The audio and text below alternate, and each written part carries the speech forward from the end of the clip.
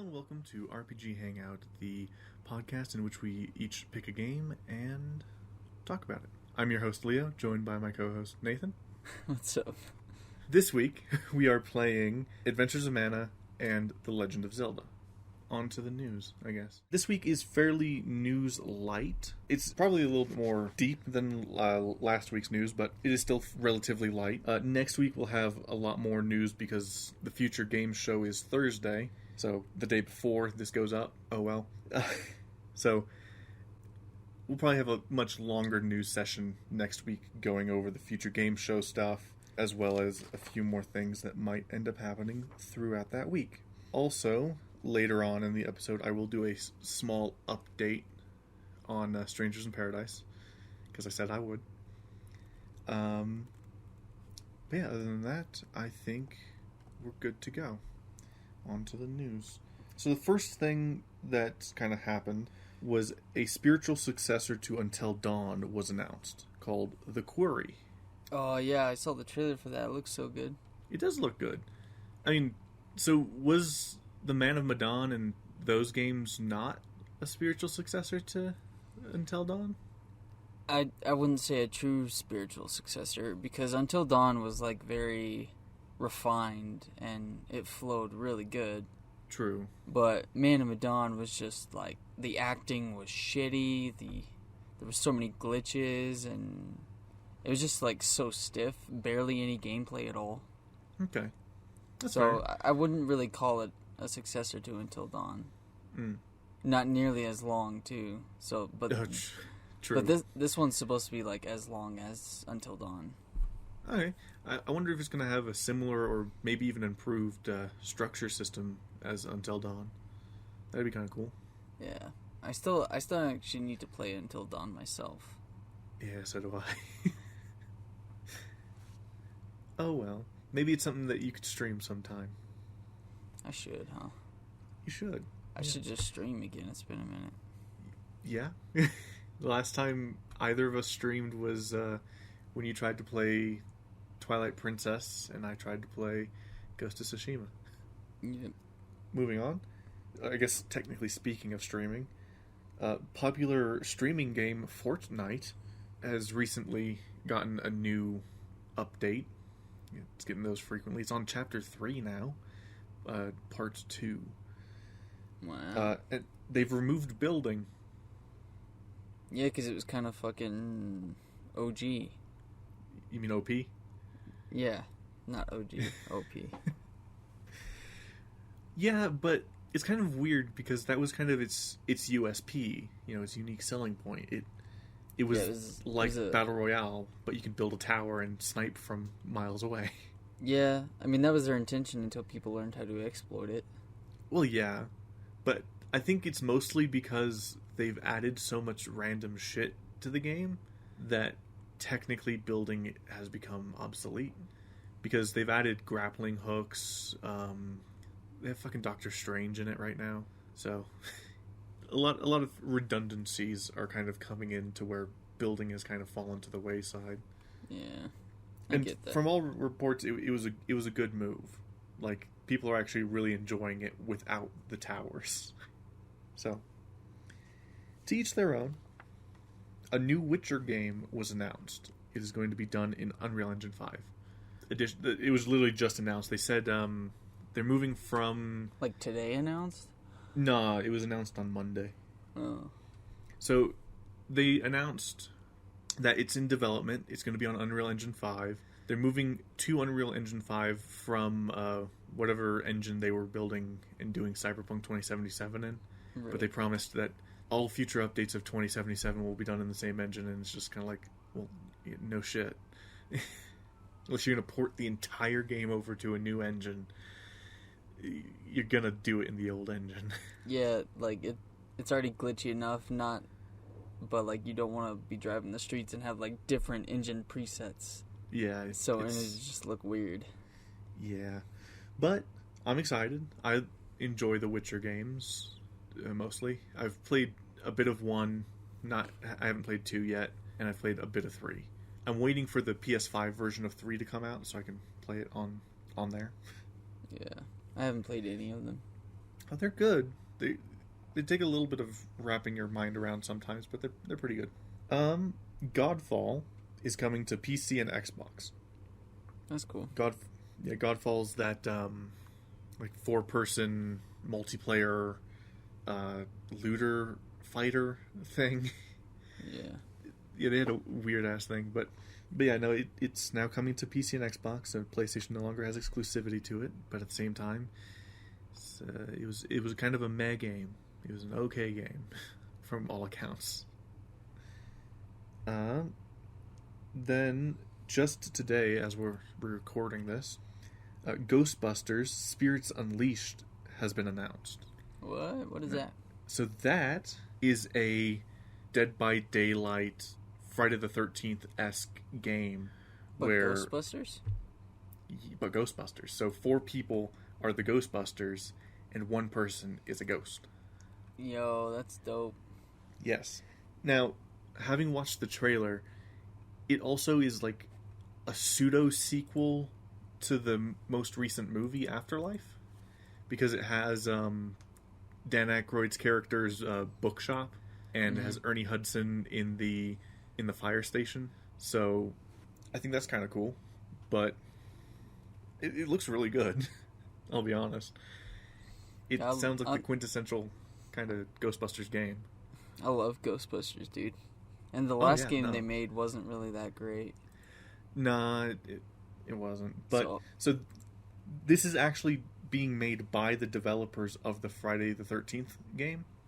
You know, where one person's Jason and then everyone else is counselors. Yeah. My only hope is that the studios don't be assholes. What do you mean? Because so the Friday the 13th game had to be, well, all of its planned updates were canceled, and pretty much the game has been dead for ages. I think they actually shut down the servers recently. Oh, wow.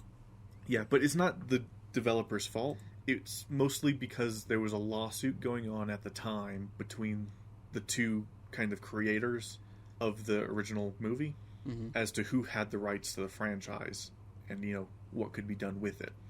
Right.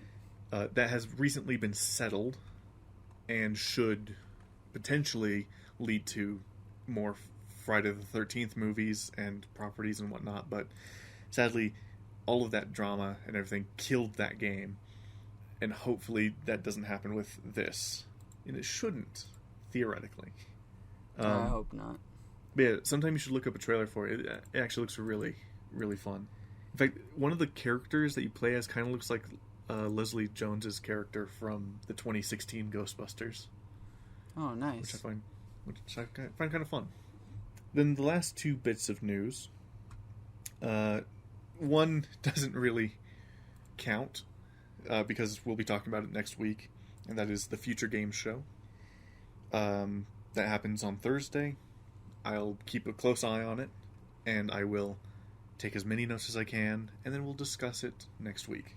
And then other than that, on Friday, Ghostwire Tokyo releases. Hopefully it's good. It's Thursday, I'm pretty sure. Well, it releases Thursday night, you know, midnight release, etc. Oh, yeah. So, there's that. Then the final kind of bit is it has finally turned spring. So some things that we can expect. 1, the Future Game Show.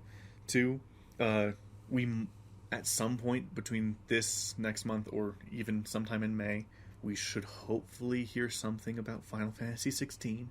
Fingers crossed. Should be sometime probably in April. Sorry, no. Yes? Late April, early May. And then, of course, April is big old Kingdom Hearts time. So something I wanted to ask. With Kingdom Hearts' 20th anniversary kind of around the corner, what are you hoping for? What are you hoping will be announced in April? Oh, God. Number 4 would be great, obviously, but I wouldn't mind, like, another, like, side spin-off, you know? If it's something on the level of Dream Drop Distance, as long as they've kind of gotten over their habit of putting it on niche hardware, I think I'll look forward to it. I mean, them doing some niche gameplay styles is still, you know, on par, but hopefully they kind of wean it back a little bit. Or at least another cool thing would be like a Kingdom Hearts 3 graphic remake of one of the games. That would be cool. Like number 1 or number 2. Yeah, that would be kind of cool. There would be a lot of overhauling to do there. Oh yeah. But like take that time to actually like expand the worlds more for like say number 1. Yeah, but at the same time, with Kingdom Hearts 3, there were some minor annoyances that I had with some of those worlds. Oh yeah. Well, namely Traverse Town. You can't go to the goddamn clock tower. Oh, Twilight Town? Yes, Twilight Town. Damn it. Yeah. Yeah, no, the worlds that you expected to already be open world wasn't open world. Yeah. Like they literally could have just taken the maps from number 2 for Twilight Town and just stitched them together. Yeah. And like the fact that people are modding an entire Twilight Town is just sad that the actual developers couldn't do that. Yeah. But at the same time, they were kind of... While you do visit it like a few times, they probably had more pressing matters to attend to than, Twilight Town. Yeah, they're... Probably what they were thinking was, oh, the audience knows Twilight Town all too well now, so let's focus more on the new Disney worlds and make them bigger. Yeah, we have to make Olympus huge now. So, yeah. Oh well. I don't know, I'm hoping for at least a game announcement, and hopefully that news that they're well underway with it. Which, man, they are working Nomura hard, aren't they? Dude, that guy's strong. Let me tell you. Yeah, he did some character designs for Strangers of Paradise. He did Final Fantasy Remake and is working on Final Fantasy Remake 2. I think he had his toes in Final Fantasy 16 a little bit, but I'm not entirely sure about that. And then, of course, Kingdom Hearts, which he probably keeps in a dream journal close to his heart. Yeah, right next to his bed. Every night he goes to sleep, and whenever he has a weird dream, he wakes up and just scribbles it down. He's like, yes, this will fuck with him. I bet that wouldn't be too far off, because Kingdom Hearts got fucking wild story-wise. It is so fun and weird. But it, like, thinking back from the previous games, like, it all still connects very well. It does. It's really nice, and I like that there's a lot of callback and integration of old stuff to make sure that it does connect. Which it's almost been 2 decades since the game released, so that's insane. Yeah, 2 decades next month. And that's saying how old we're getting too. Yeah, it is, sadly. But with that, we are through with the news for this week. Like I said, fairly light and fairly inoffensive. Damn. So, where would you like to start this week? I don't have a whole lot to talk about with Zelda. Okay. So you can go ahead and start. I'm sure you have more to talk about. I do. Not necessarily glowing reviews or anything. I did... So it's one of those games that... So again, I played Adventures of Mana. Okay, wait, real quick. Yeah. I know absolutely nothing of this series, so what is it? Of the Mana series? Yeah, what is it? So the Adventures of Mana series started off as a spin-off of the Final Fantasy series. Okay. For the Game Boy. Yeah, for the Game Boy. It got a remake for the Game Boy Advance that wasn't terribly great. So it was originally called Final Fantasy Adventure, or the Japanese title was like The Holy Sword Final Fantasy Adventure. What the hell? Yeah. So that's why when it was first remade, it was called The Sword of Mana, but it made a lot of changes to like the story and pacing and everything. Mm-hmm. So a lot of people didn't really like that. And then The Adventures of Mana is the most recent release of it, and it's more faithful to the original game. And it was only released... The Adventures of Mana was only released on iOS, Android, and PS Vita. Oh, wow. Yeah. So it's a little bit awkward to work around, especially when I first sat down to start playing it for this. And I came across a glitch immediately where the button controls weren't working, so I had to do everything touch. And it was just not doing it for me. Oh so I had to restart the game and then go. But yeah, so basically, I think it was just that they kind of wanted a nice, simple kind of Final Fantasy game for the Game Boy. Yeah. So they kind of threw this together, and it was very much Final Fantasy in name only.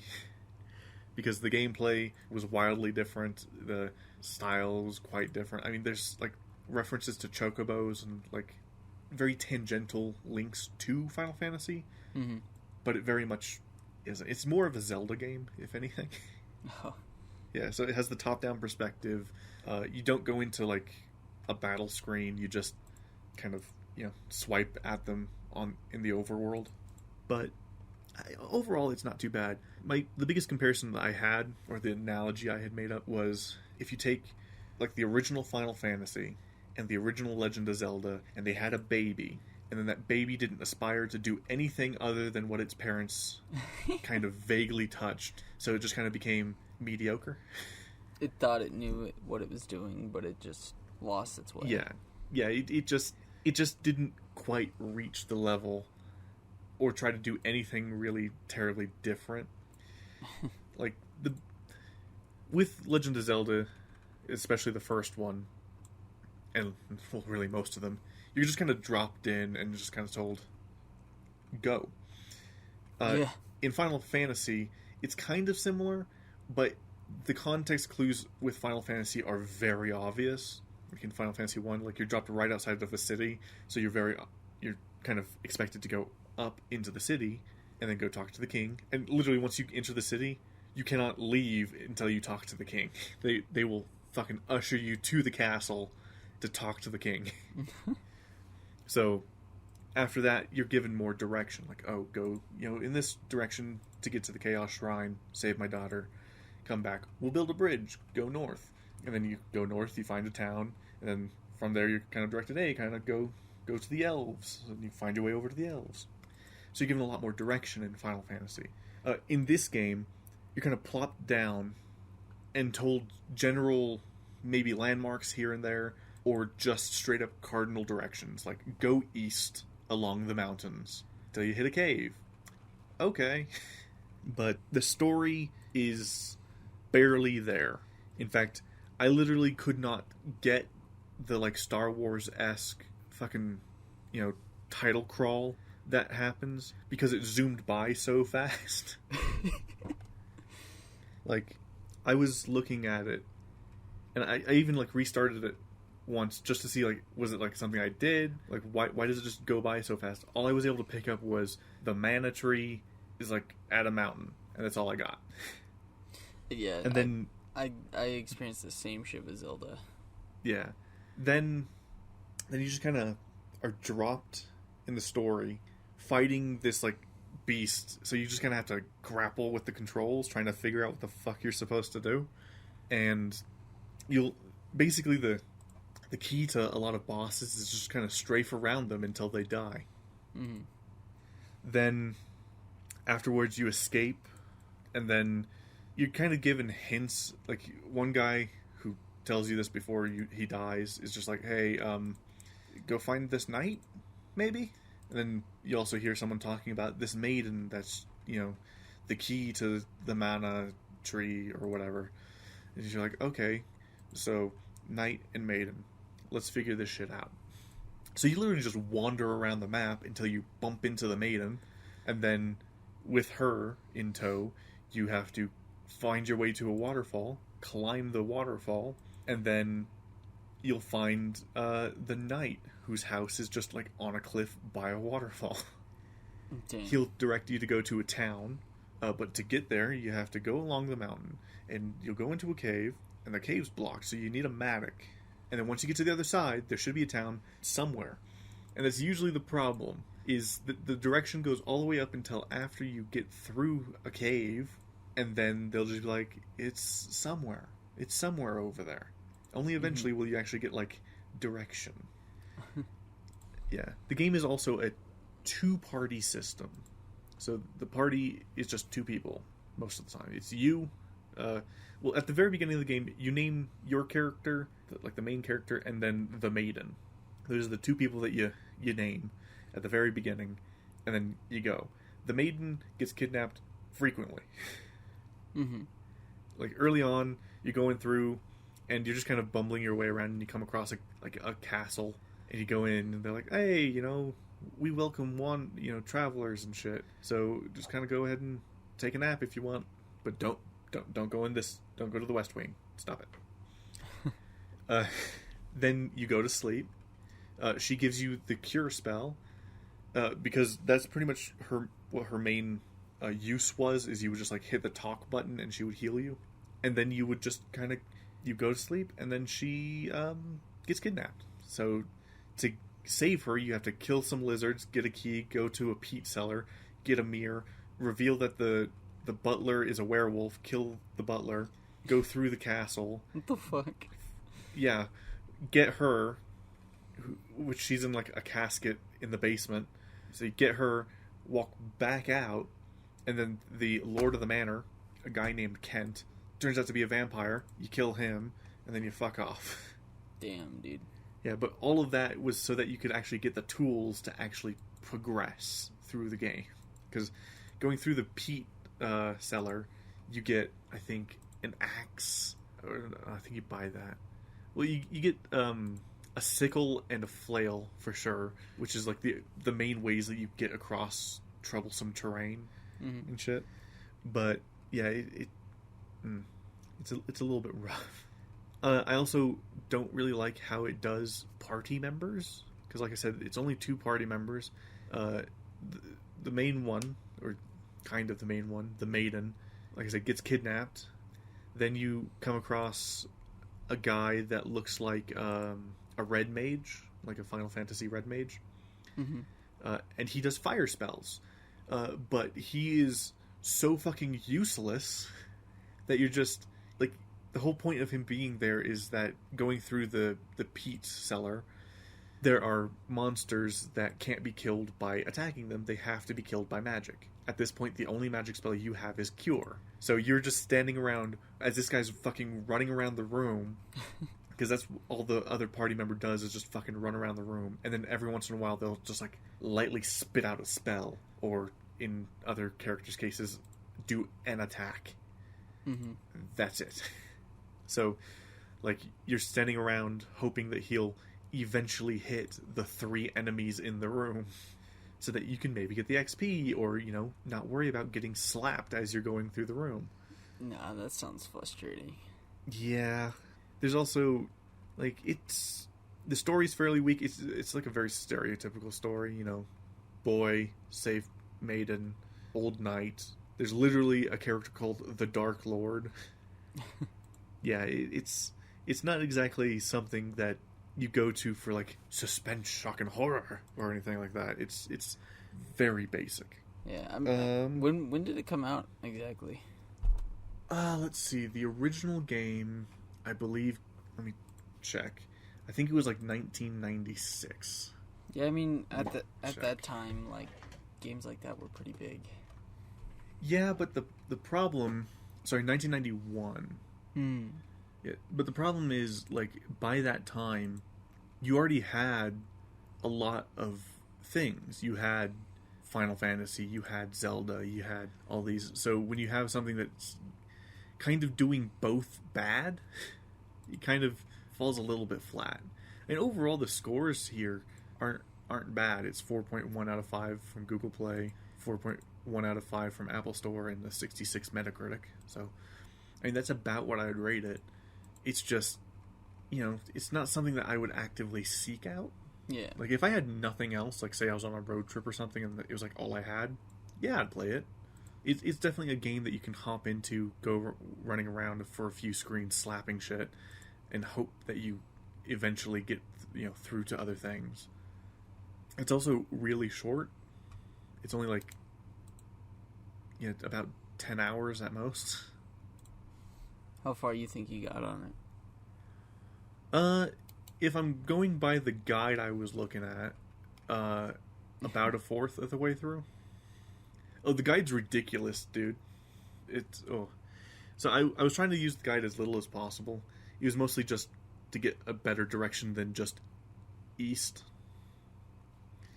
But this guide, to help explain better than just east, since it's similar to like Legend of Zelda, it's like panels. This is how it goes. So here's a sampling. So Megapede, use Chain and Cure, aim for the head. When he is defeated, you got the chest. Watts takes the silver, which it was actually the mithril, to the dwarf cave. To go there, go right, down, down, down, left, go in the cave. Down, talk to Watts. Buy all the mithril stuff. Gaia won't let you in if you don't have all the mithril stuff. Exit the cave. Go up, left, up, up. Go in the Gaia cave. Left, down, down. Go in the stairs. Watch what happens. So that's kind of how it goes.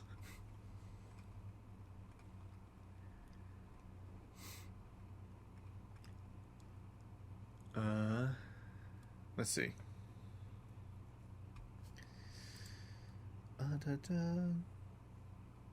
Oh, I also am not a terribly big fan of the main character's design.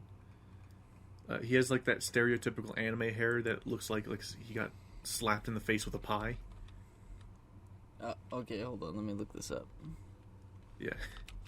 Let's see this. Adventures of Mana? Yeah, The Adventures of Mana. You should be able to see it pretty good in like the third picture.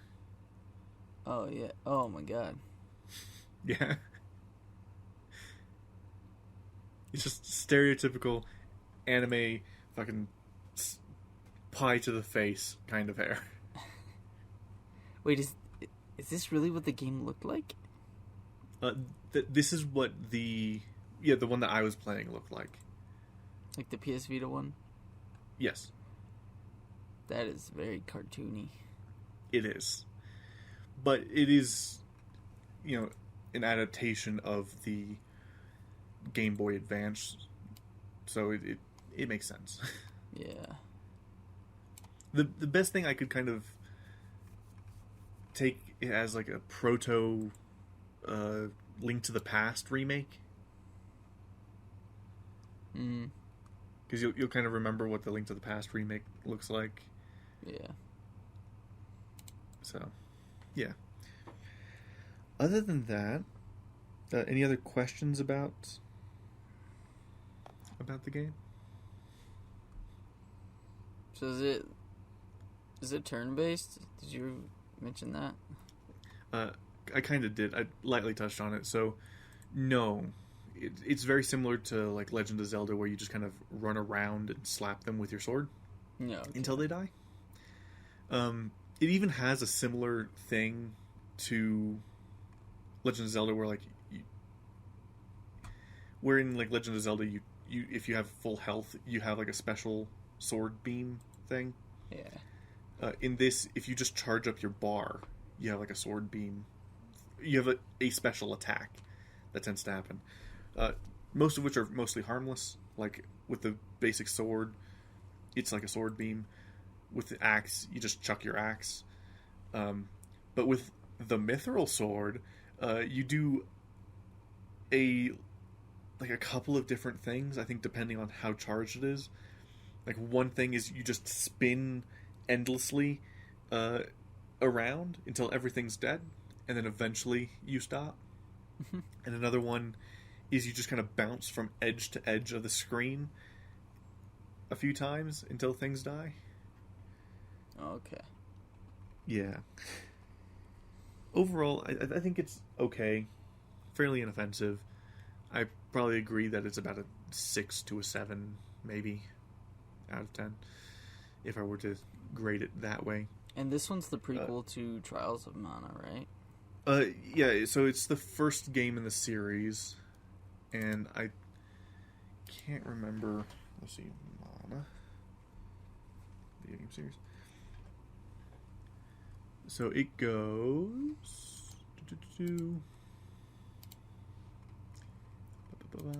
So it goes Final Fantasy Adventure, which is this one.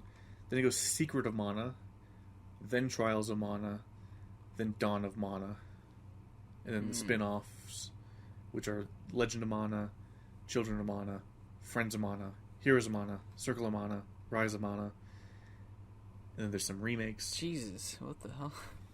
Yeah. The remakes, Sword of Mana, which is a remake of the first game. Adventures of Mana, also a remake of the first game. Secret of Mana, a 3D remake of Secrets of Mana. Or Secret of Mana. And then a 3D remake of Trials of Mana. And I think there's also... I think Legend of Mana is like the most recent release. Oh no, so yeah, then I believe there's also Legend of Mana re-release that's actually coming out. No, it came out in June. But yeah. That is way more than I thought that they would have. Yeah, it's a fairly long-running series, and I believe overall a lot of people are kind of lukewarm on the series as a whole. Like, it's not terrible, but it's just like, meh. I would like to try the other Mana games, but it's kind of hard to get them. Yeah. Because they, I believe, end up kind of...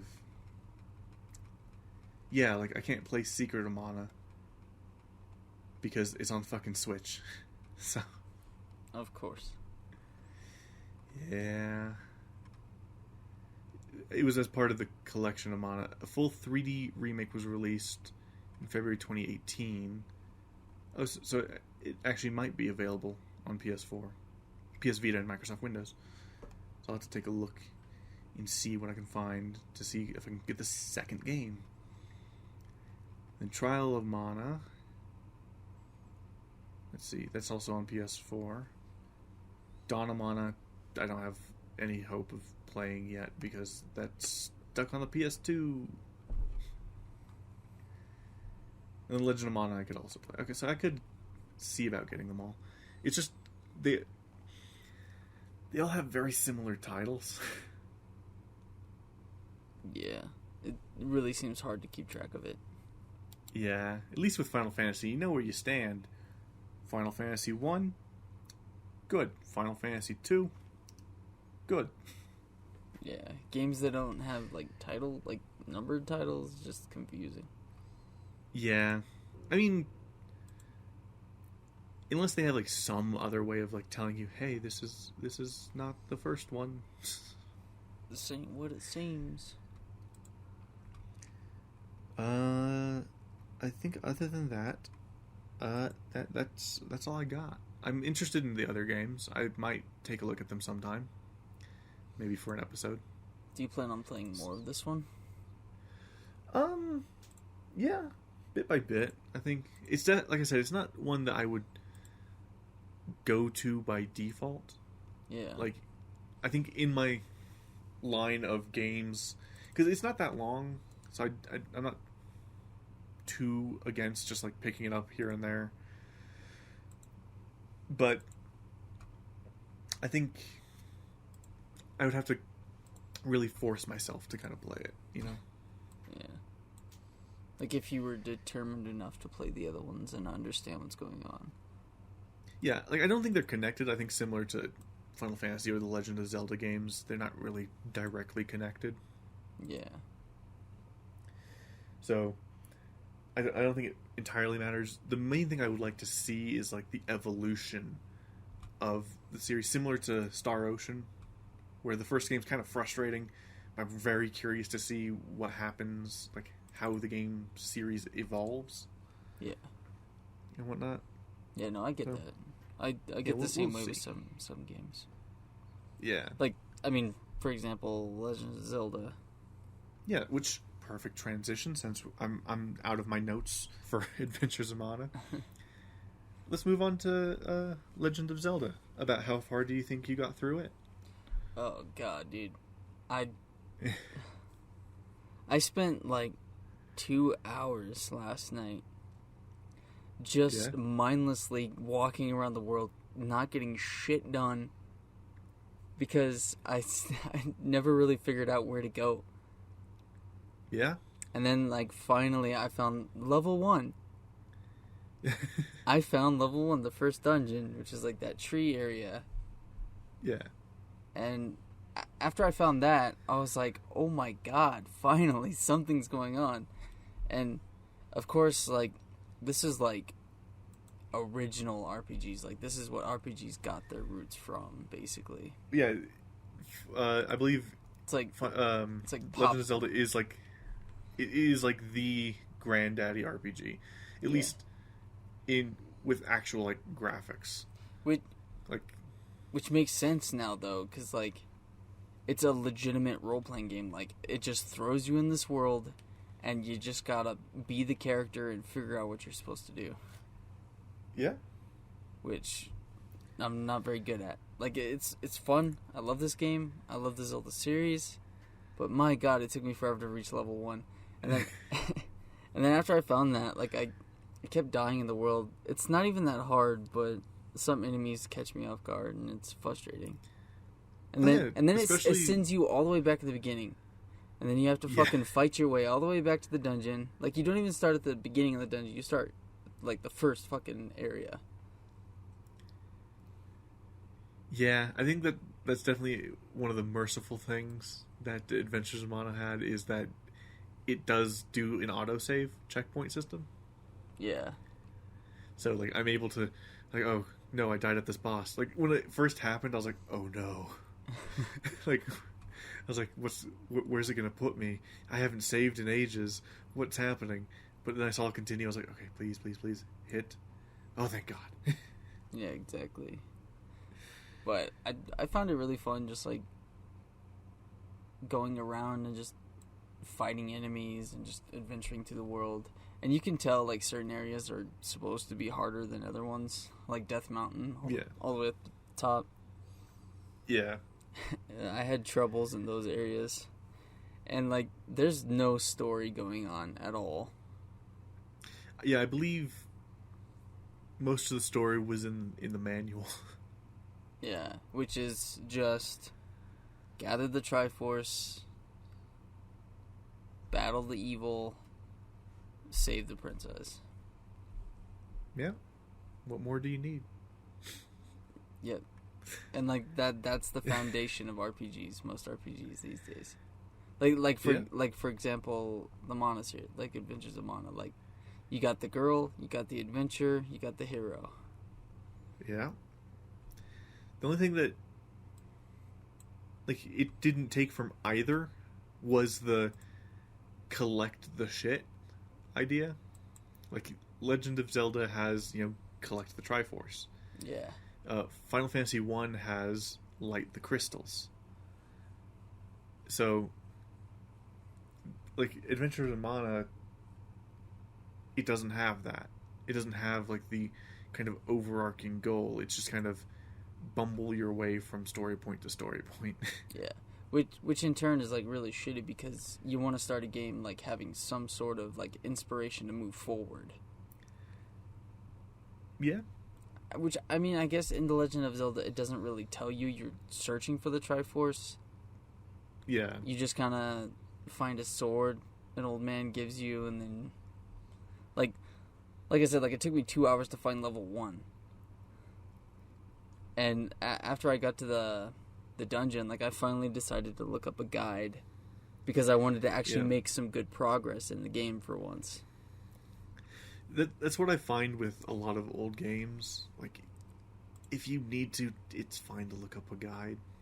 Like, that's part of the reason why I looked up a guide. Because just a lot of times, especially in Adventure of Mana, I will go to the wrong place. Like, I'll go to the place that I'm supposed to go after I go somewhere else.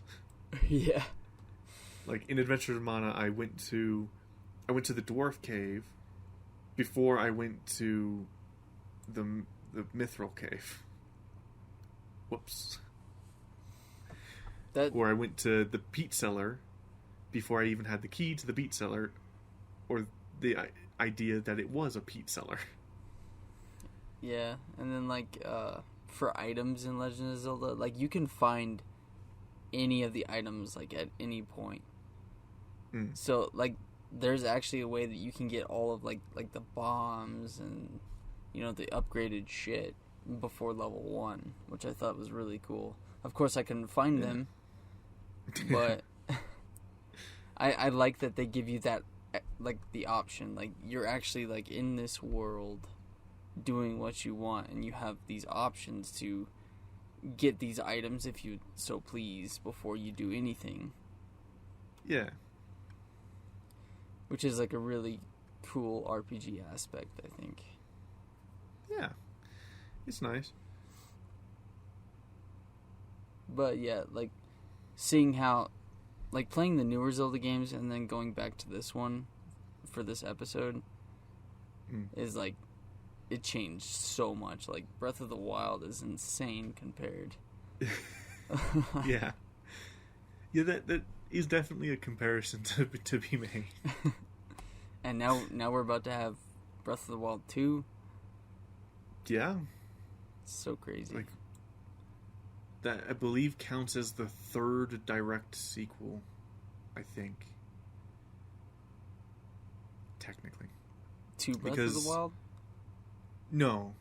Well, kind of, but no. So you have The Legend of Zelda 1 and The Legend of Zelda 2. Yeah.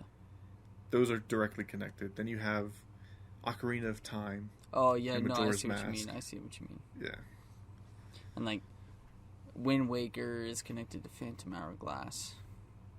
Yeah. So I guess it would be the fourth. Yeah. / fifth. Because I believe Spirit Tracks is also part of that. Don't forget the Age of Seasons and everything, too.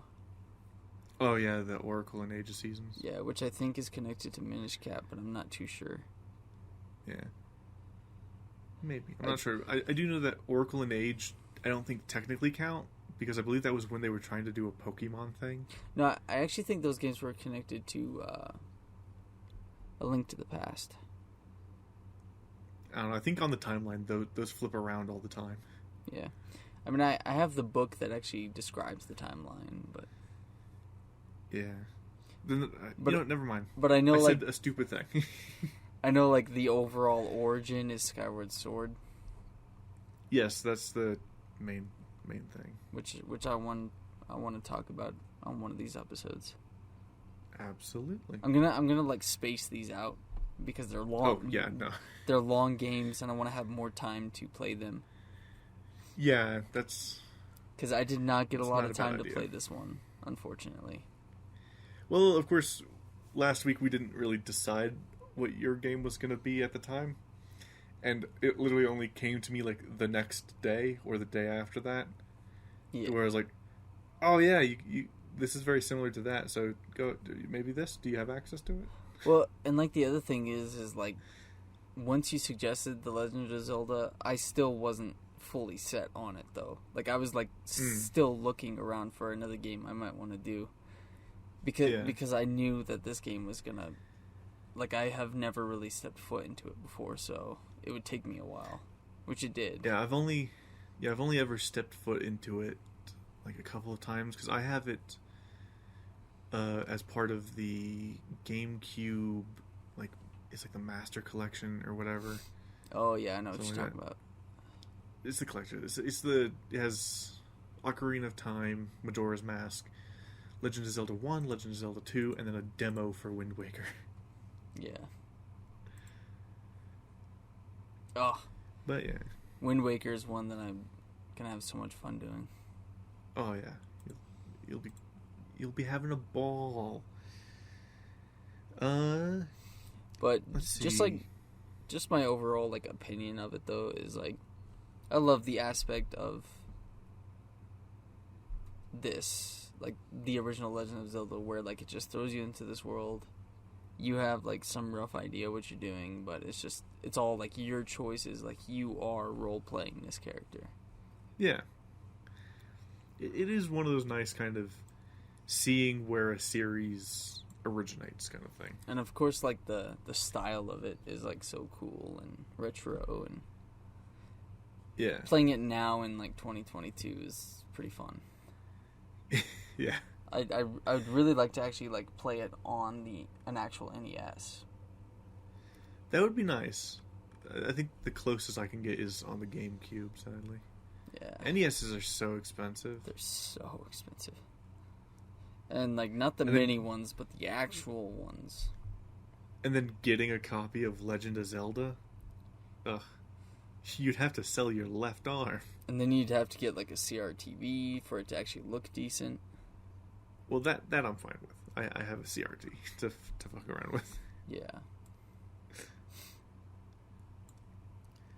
Is there anything else you'd like to talk about in regards to Zelda? Not really. No, yeah, that's fair. This game is kind of like overdone a lot. Yeah. But I've never actually played it.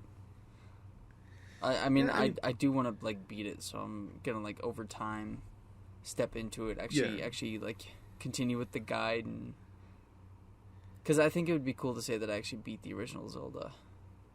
That would be cool. Which I know is funny to a lot of people who probably have like years and ages ago, but yeah. I like the idea, but it always looks very intimidating to me, and I have trouble going into games where you kind of know you're gonna need a guide. Yeah. But like with at least the Final Fantasy games, like a lot of them I'll dip into a guide every once in a while, but for the most part I can just go. It'll tell me most of the stuff along the way. You might get stuck every once in a while, but otherwise you can kind of intuit most of it. Legend of Zelda a lot of times is not intuitive fully. I mean, I give kudos to the people that when it first came out, like, there was no guides. Yes, I believe the most they had was a map that came in the box. Yeah. But that map is still not enough to go off of, you know? Yeah, other than that, like, there is some, like, intuitive stuff, like, oh, you know, fire, you can burn bushes. Bombs, you blow up rocks. That kind of thing. But like, that sparked them to throw bombs at every rock they saw, and, like, actually, like, use the world and, like, figure out what to do, and then they would write it down, and... Yeah. It's basically, like, the birth of guides, almost. You kinda. Yeah, it was a pre-internet time, so... the best you got was you had to make the map yourself. Yeah. And once internet kind of became more mainstream, then you would get those like deep dark forums where you have the ASCII art and shit with the guides. Yeah. Good old times. Like, actually finding a guide for Adventures of Mana was a bitch. Really, like a good guide, or pretty much almost any guide. Like, so when I was having some trouble with the Kent Castle, or the Kent Manor, I looked up a guide, and all I could find was those, like, typed out Word document-esque fucking, like, guides. And I was like, this game's not that old. What the hell? And there was only, like, 3 of those. And then you could get some information about what you're supposed to do if you looked up the specific area. Mm-hmm. And then you could go to the wiki, and the wiki would have, like, a basic, like, oh, you know, the character does this, this, and this to go over here. And it's like, oh, okay, that makes sense. Yeah. But, yeah, like, I don't know why, but there's, like, almost no good written guides for Adventures of Mana, except for, like, again, the one that I read out earlier in the episode where it's just like right, up, left, up, down. I mean, honestly, maybe it's because the game was just so initially dry that people didn't want to take the time to go in depth with it. Yeah, I can kind of see that. Because, like you said, it's like a 6. Yeah, a lot of people, a lot of people see a rating of 6 and they're like, no, it's probably not a good game. Yeah. And then you look at, like, the original Final Fantasy, you can find oodles of guides for it. You can find tons of guides for Final Fantasy 7, Final Fantasy 9, Final Fantasy 8, you know, the good PS1 ones. Yeah, and, like, in those games, there was a lot going on all the time. Like, on my phone, I actually have a tab set aside in my Google Chrome specifically for, like, video games and game guide stuff. That's awesome. Yeah, so, like, I have 11 tabs open there. I have how long is, or, like, how long to beat open, so I can just kind of search how long to beat certain games. Yeah.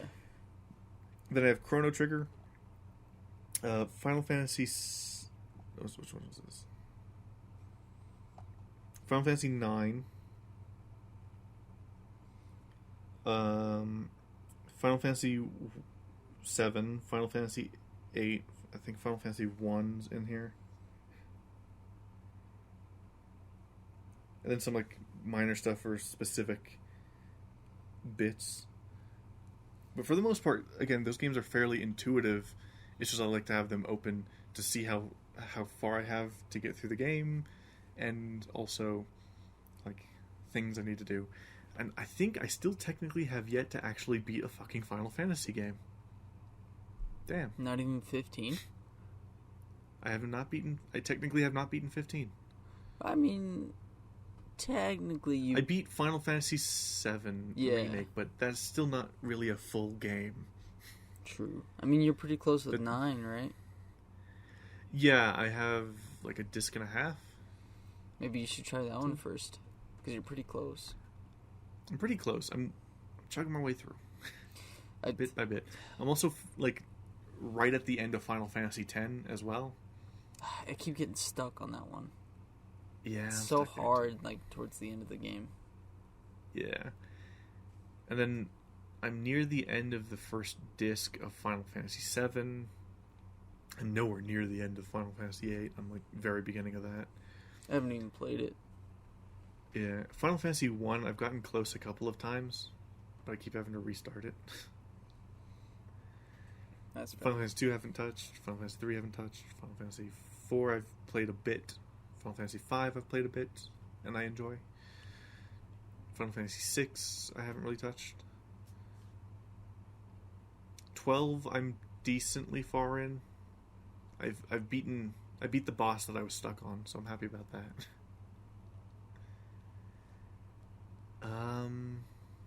Let me think. 13 I haven't touched yet. 14 I've touched a bit. You can't really beat that one, though. I mean, you kind of can. I mean, you can beat the main scenario quest, but the game never really ends after that. Well, yeah. Because they keep adding 15, more. 15 I got to the final boss rush, and then I was underleveled. So whoopsies. Like, where I'm at right now, like, I'm very... Because I restarted the game. I'm very early on in it. And I believe before you get your car taken from you. Oh, my God. Yeah, I'm very early on in it. And I've already gotten up to the level I was... Actually, I think I've actually passed the level I was when I was at the end game the first time I played it. Oh, yeah. So if you continue, you should be good. Yeah, I should theoretically be able to blow through it. But at the same time, I'm trying to do as many side quests as I can. Yeah. I love 15. It's such a good one. I really enjoy it. I'm excited to see what they do with 16. So excited. I need the news. Yes. Looks so good. Anywho, let's go ahead and move on to the next segment, which is what you playing? What else did you play? I've been trying to play Elden Ring. Have you made any more progress on that boss? No, I stopped trying. I'm just trying to grind now. Nice. A little update. I've still been playing Pokemon Arceus. Oh, nice. Filling that Pokédex up real nice. It's real nice. It's real relaxing. Which is your favorite Pokemon to have with you right now? So my favorite Pokemon ever are Umbreon and Espeon. And there's a reason for that. Is nostalgic from Pokemon. Oh, yeah? From Pokemon Coliseum. Those two Pokemon follow you around, and like I just kind of like got a love for them. And I found out that you can get them in Arceus, and that was the first fucking thing I did. So Nice. now they're always in my team. So now I'm trying to get. I mean, hey. I'm trying to get the rest of the Eons, like Vaporeon and Leafeon, and shit like that. Yeah. But my favorite Pokemon, I have a few. Like, I'm not super into the series and whatnot, but I mean, of course, I like the Fire Cat. Yeah. It's adorable. Yeah. But I love the Sandile. Really? Yeah. Oh, that was like, I got sick of the Sandile because I think Black, version Black, it's like one of the starter Pokemon that you come in contact with, and like it's just a tedious like route of just Sandiles, and I got sick of them. Well, I haven't had the displeasure of fighting them endlessly. I just remember, I think it was you, had like a stuffed toy of a Sandile. Oh, yeah, I remember that. Yeah, and I just love the design of it. Because, you know, I like reptiles and lizards and shit. So, yeah. So, I just like, and like, it has its mouth like permanently open and like a kind of look. I forgot that I had that. Yeah. I also love Squirtle. Squirtle's awesome. Squirtle's great. I love Charmander. Oh yeah, Charmander's good too. And Charizard, the evolution. Yeah. And of course, I cannot, list my favorite Pokemons without talking about Meowth. Meowth is so cool. Fucking love Meowth. I'm hoping Meowth is in Arceus because I haven't come across one yet. I believe he should be. Like what was it? I made sure I had a Meowth on my team for Pokemon Ultra Sun. So nice. And like I just have a Meowth. I'm gonna fucking have a Meowth, damn it. At some point I want to go back and play like version Black and Soul Silver because I miss those ones. Those were fun. Yeah. Actually, I think they might have. No, maybe not. Well, I was gonna say maybe they re-released it for the Switch. Well, I own them for the DS. That too. I could just whip out the old 3DS and play them. Yeah. Well, since you did an update on Pokemon Legends Arceus, I guess I can do my update on Strangers of Paradise. How far have you gotten? So I did a couple of more missions. I got a better feel for the combat. Came across a couple of. I'm gonna have to guess that they're glitches because they're just I was not going normal. I was going through to try to like suit up the new character I got at the end of the first mission. Mm-hmm. And since she wasn't in my main party, she was just fucking invisible.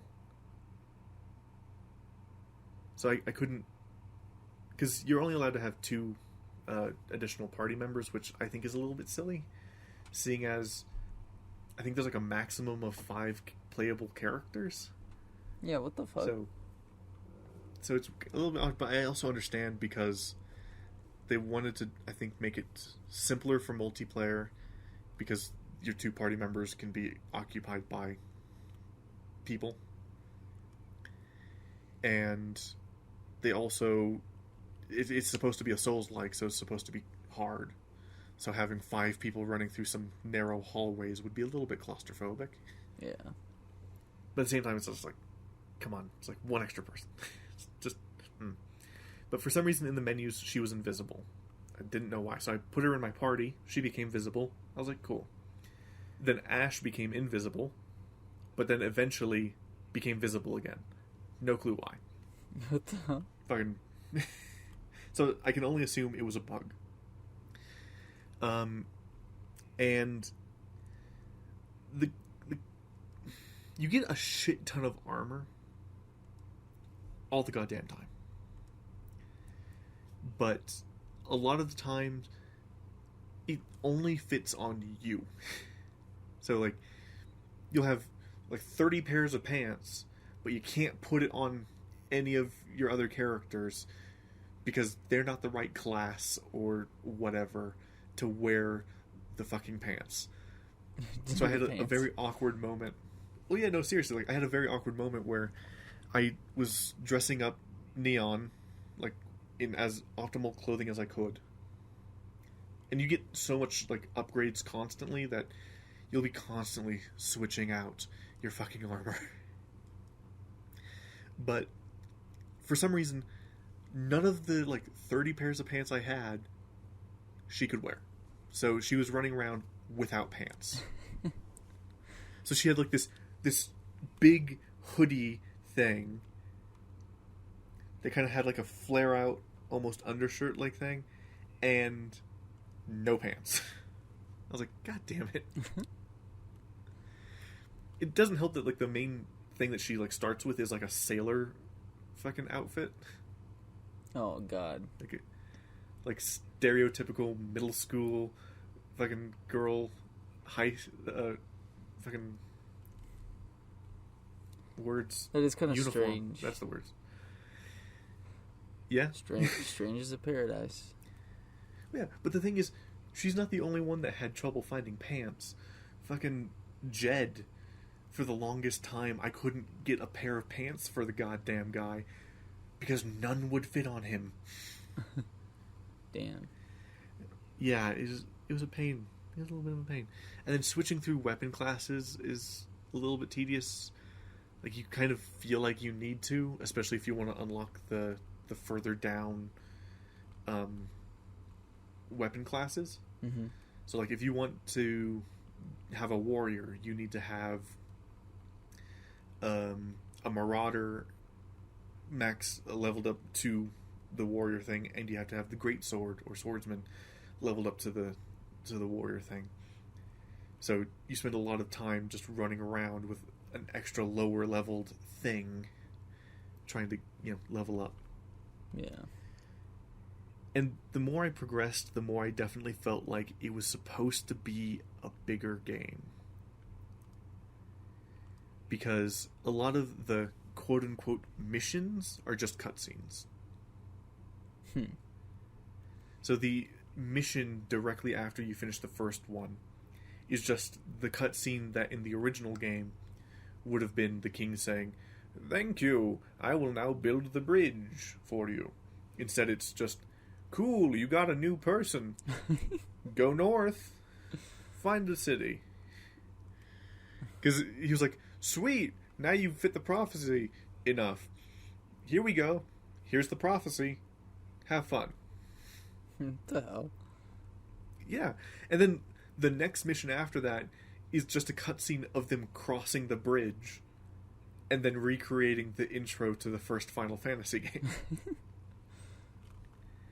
And then the next mission after that is you enter a town that you don't get to explore, and pretty much you come up across a kid that's like,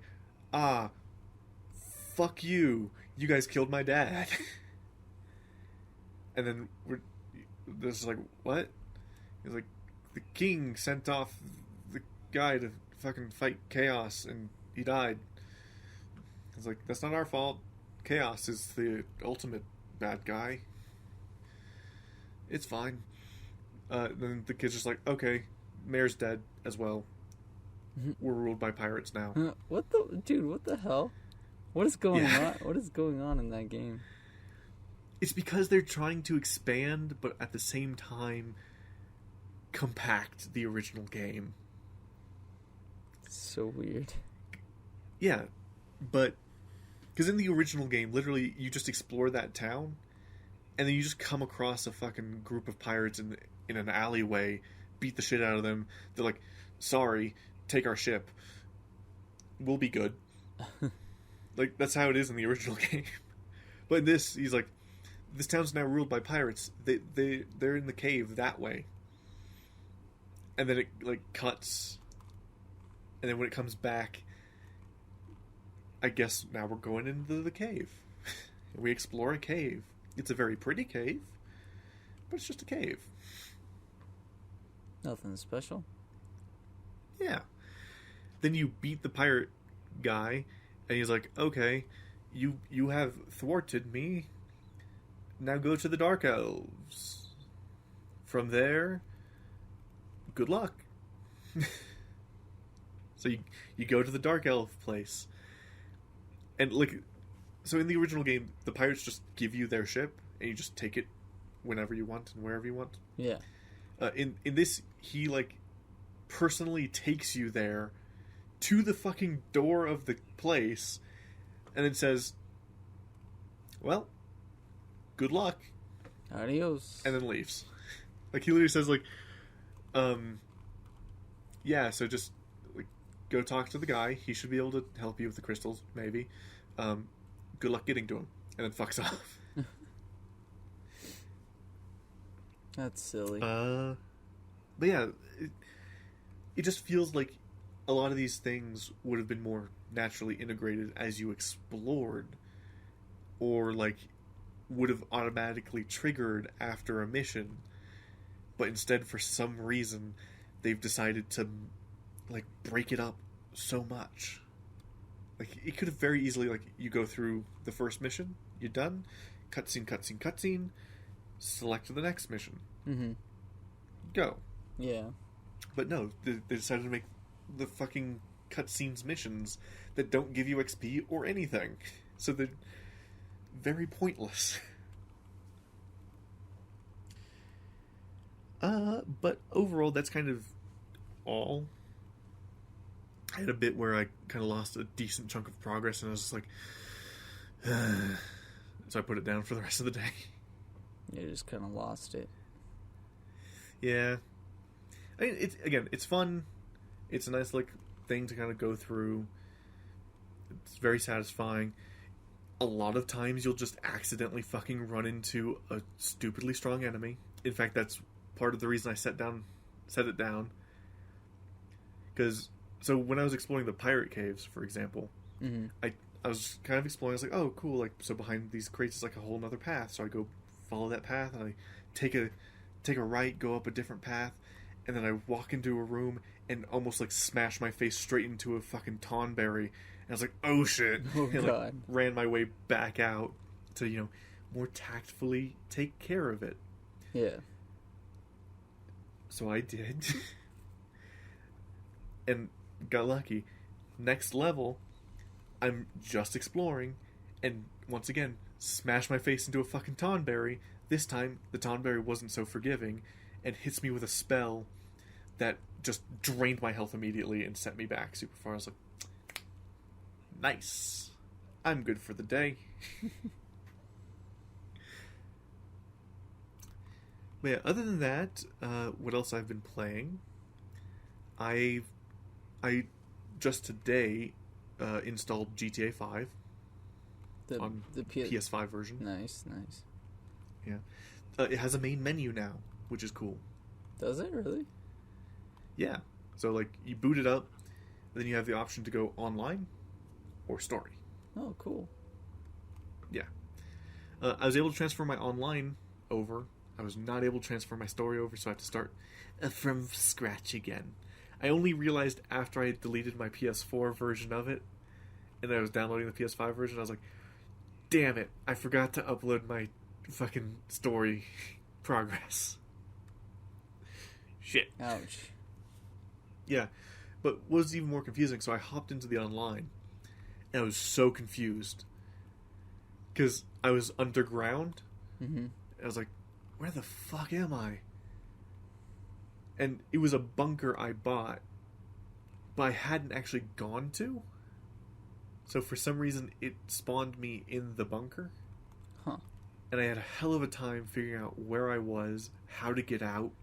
And the entire time, like, I was getting calls from, like, my other businesses. Like, the guy that was running the nightclub was just like, dude, you're wasting, like, all the underground space. Have your guys start storing shit there so we can sell it. And I was like, I would if I could. Find out where the fuck I am. Like, hell, I went... He was like, get on a computer and do the thing. I was like, fine, I'll take a look at it. Went to the computer, but the session already had enough businesses, like VIPs, set up. Yeah. So I couldn't do shit. Then I eventually worked my way out. I was like, okay, cool. I'm out. I'm free. Then I got in a plane, fucked about for a bit, sniped. I was also trying to figure out, like, are the graphics terribly better? Meh. Like, you probably won't notice the difference between the PS4 and the PS5 version, to be honest. That's kind of unfortunate, but... Well, that's the thing. The jump between each version is getting smaller and smaller. So, like, from PS3 to PS4 was a good big leap. From PS4 to PC was also a decent-ish leap. Yeah. But not quite as big of one. And then you go from PC/PS4 to PS5, it's just kind of the same. Like, it's 4K now. It has HDR. It runs pretty smooth. It does load quite fast. Like, I died and respawned like almost instantly. So that was nice. Hell yeah. The initial loading into online took maybe 2-3 minutes. So nowhere near like the 5 minutes of sitting there kind of thing. So it's better. It's just a very marginal change. Like, a lot of the character models and everything are still barely different than the PS3 versions. That's crappy. Oh well. Yeah, then I went to... Because I had a spark of hope when I went over to the story, because it said continue story. I was like, cool, so maybe it auto, like, recognized my save file or something. Clicked it and it was just like, North Yankton. It's like, fuck. Had to start over again. Oh well. Hopefully it doesn't have any massive game-breaking bugs. We'll see. Oh, and then I played some Minecraft. But Minecraft pretty much immediately gave me a middle finger and said, yeah, you're not doing this right now. Wait, when did you play Minecraft? Like a couple days ago. Nice, so did I. Yeah, so I hopped in, and I was like, I hopped into my old world, and I was just like, trying to remember, do I have a house in this world yet? Because it's been years since I hopped into it. Yeah. Like, all the biomes were having some trouble, like, mixing, because it's an older version of the game trying to mix with the newer version, so I was just like, you know what?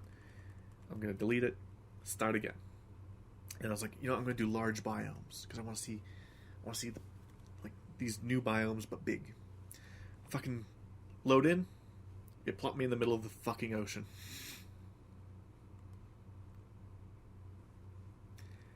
So, that was fun.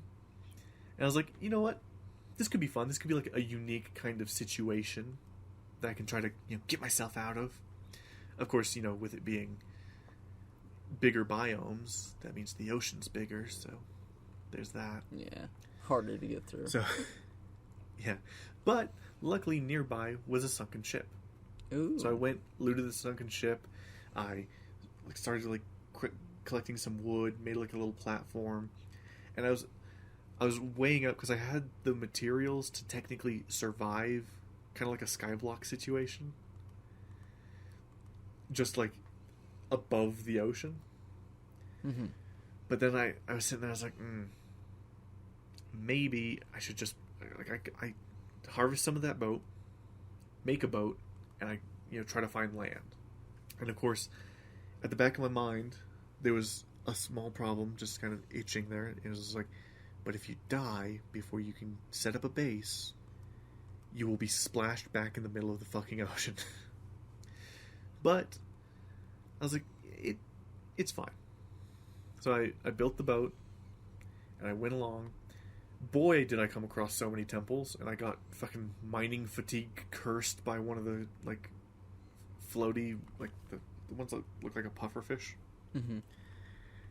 And I was like, that's fine. Booked it. Came across another ship. I was like, okay, I'll get some more resources from here, and then I'll continue on my way. Yeah, I drowned. So, so I was plopped back where I was, and I was like, fuck.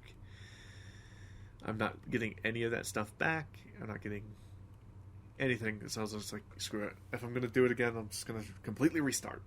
Yeah. Hopefully I'll get land this time. Another thing I noticed that's kind of neat.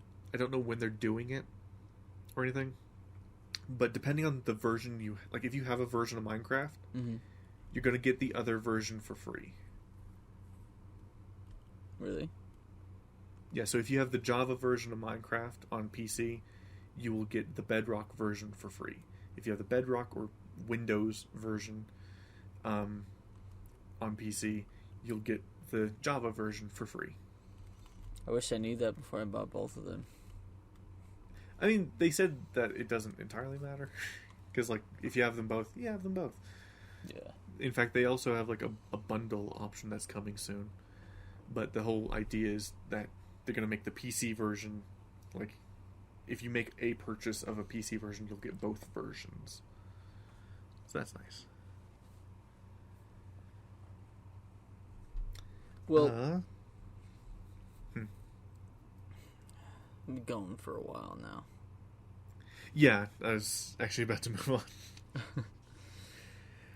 on.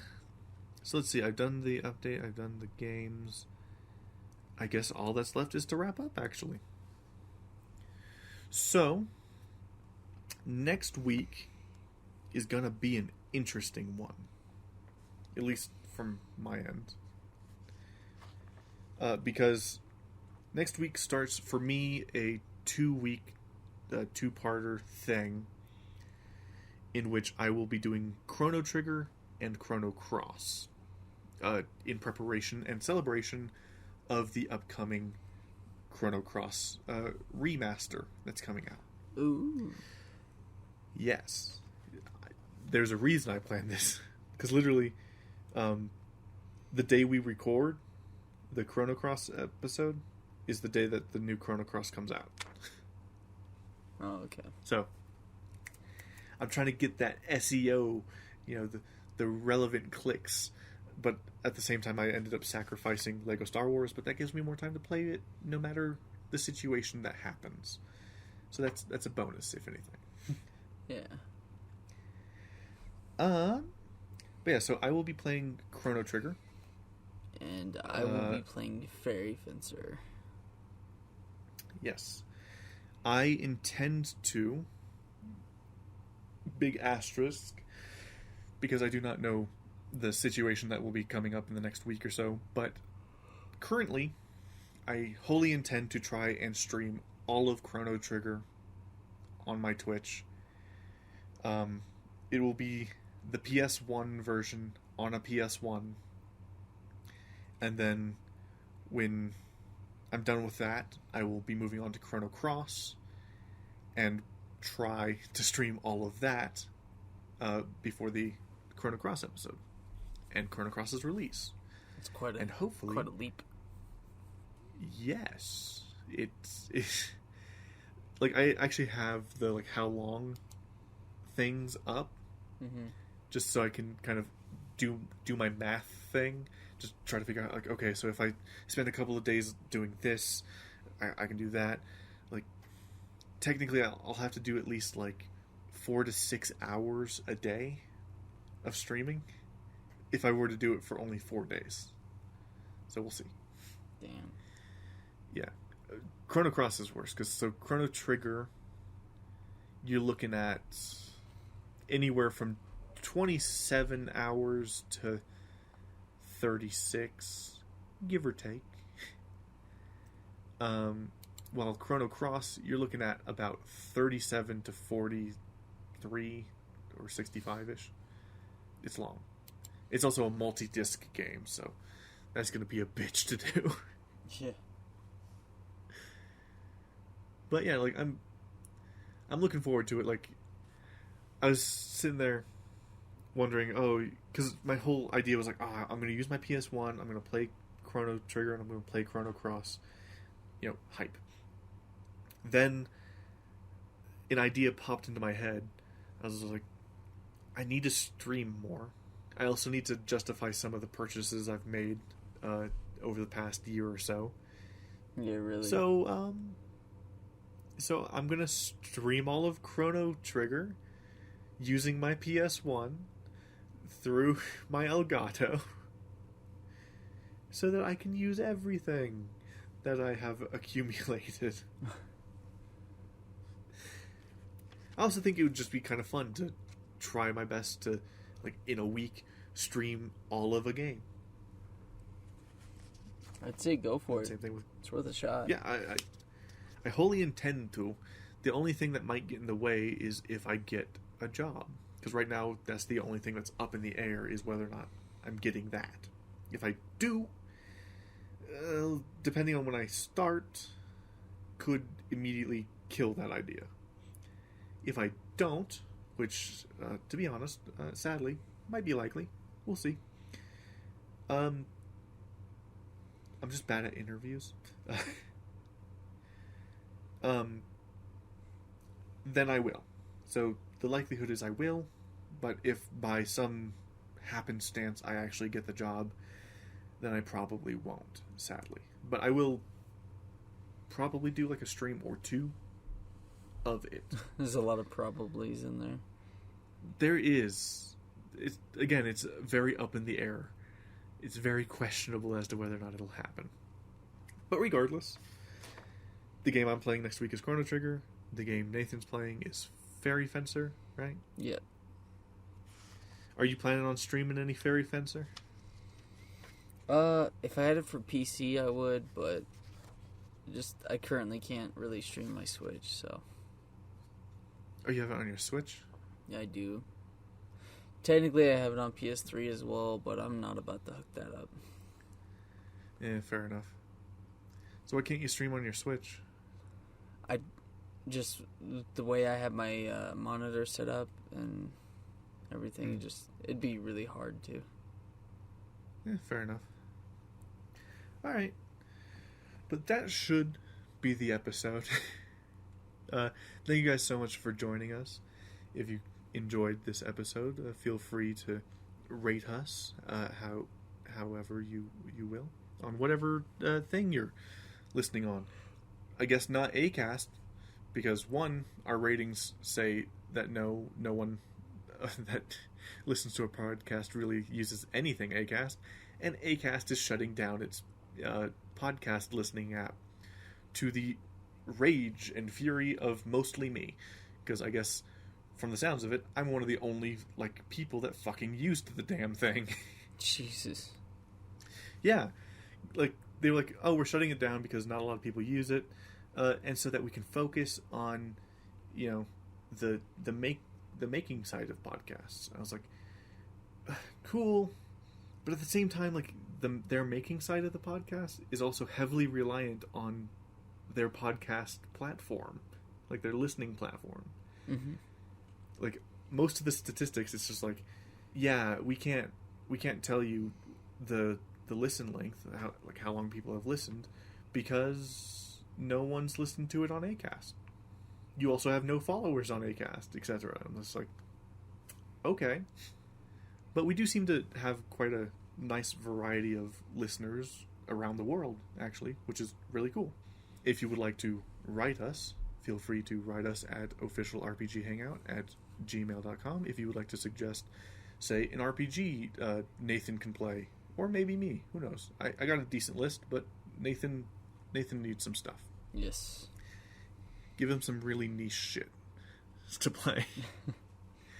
If you would like to check out our things, there's a whole list of that down in the description or the show notes, etc., in which you can go ahead and look at. We have our YouTubes, we've got I got my Twitter and the show's Twitter, got our Instagrams.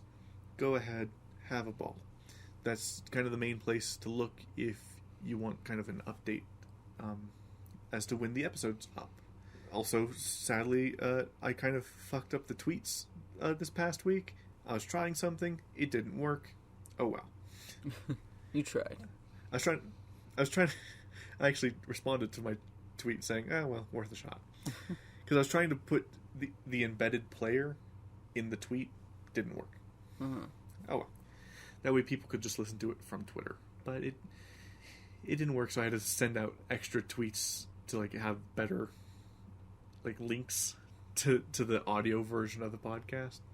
So, whoopsies. Oh well. But that is our show. We will see you guys next week. Goodbye.